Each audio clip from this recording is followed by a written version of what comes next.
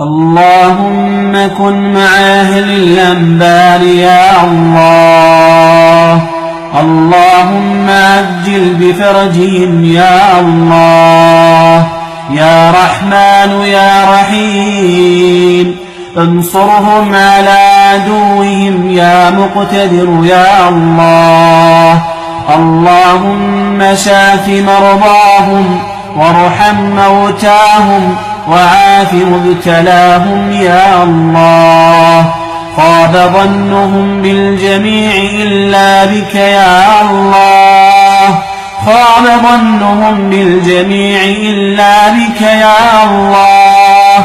فكن معهم يا الله. انصرهم يا الله. اللهم احفظهم يا الله. يا ودود يا غفور نسألك الأمان لهم يا الله. اللهم آمين والحمد لله رب العالمين.